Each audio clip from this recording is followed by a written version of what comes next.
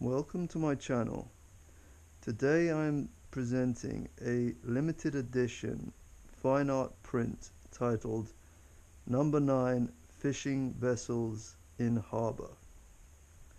This is part of a limited edition that was produced in 1972 and published by my father, Richard Nathanson.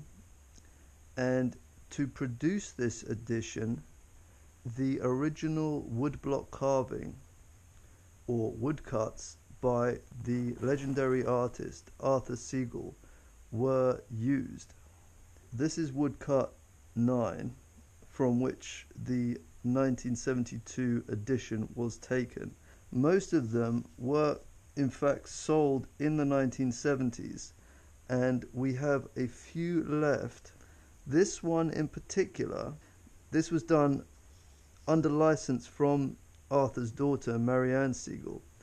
And what my father did was he got a specialist paper maker called Barcham Green Ltd to create a unique sheet of paper, especially for this particular print run. On these sheets, he instructed them to use the watermark of the artist's signature. He also numbered each of the edition prints 1 to 80 himself. And this is the watermark on the lower right corner. That is a facsimile of the artist's signature. It is not an actual signature, but a watermark that is unique to these sheets used for this edition. The publisher's stamp is on the lower left corner, and it reads published by Richard Nathanson underneath copyright sign M. Segal 1972, and in the center edition, and under that 80, indicating that 80 of these edition prints were made. On the back, he has inscribed the number of this particular print, so it's number out of the 80 produced, and it is number 14.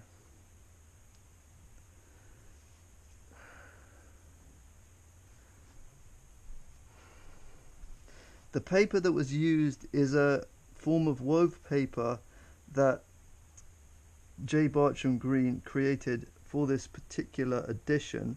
They introduced a dye to the paper to give it an off-white color, so that if you would compare it to something that is, say, ice white, which is like this mount board, you can see that there is an off-white appearance to the edition sheets. This woodcut, which we have designated as woodcut 9, has been used to print these prints, and if you can see, it is made by direct printing. That is where the actual woodcut is used as a template in order to create the image on the sheet, and with direct printing the actual image on the woodcut is reversed, and you can see it's the print is a mirror of the image that's been formed through the carving. And that is what happens with direct printing. Image is flipped. In 1972, my father also published this catalogue, a collection of woodcuts by Arthur Segal, in which 9 fishing vessels, or number 9 fishing vessels in harbour, and the woodcut 9 here is represented in the catalogue. This catalogue is cited and referenced in the main literature on Arthur Segal, which was the book Arthur Segal 1875 to 1944 by Herzageroth and Liska, published in Germany by Argon in 1987. This is woodcut 9, and it was carved by Arthur on the Baltic probably on Bornholm Island in 1912.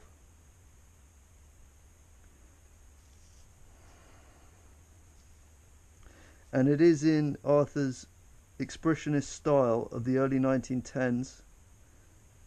And yeah, it's rather exquisite carving. He has carved the space which is meant to be not meant to show up on the paper, but he sort of added an artistic element which is rather nice. And these, to me, appear to be exquisite little low relief carvings. It still has the ink from the printing, so you've got the stamp, the watermark, the deckle edging. My father died in 2018, but his business carried on in the form of Nathanson Fine Art, and so you are buying direct from the publisher. These have been in storage since 1972. They have been stored flat, never rolled, and never framed. In order to keep them in this superb condition, we are including a premium grade storage folio in the purchase price of $7.50. Here is the premium grade storage folio. Once a collector has bought this print, number 14 of 80 of number 9 fishing vessels in Harbour, the print will be placed in this storage folio between these 4 sheets of premium grade tissue paper, which I selected and cut myself. Once the print is in there, it will be put to one side to await shipping. But these are very nice storage system for keeping your print in the condition in which you bought it. Another special thing about this print is that the printer commissioned to carry out the printing was an English printer named Will Carter, who was a very notable figure within the British print community. If you do not wish to spend £750 on this extremely rare and beautiful piece of fine art and print history, then I will direct you to my Redbubble shop, Nathanson Art. On there you will find designs that I have created after this image, and I have put those designs on a variety of products that will give you a more affordable way to enjoy this artwork.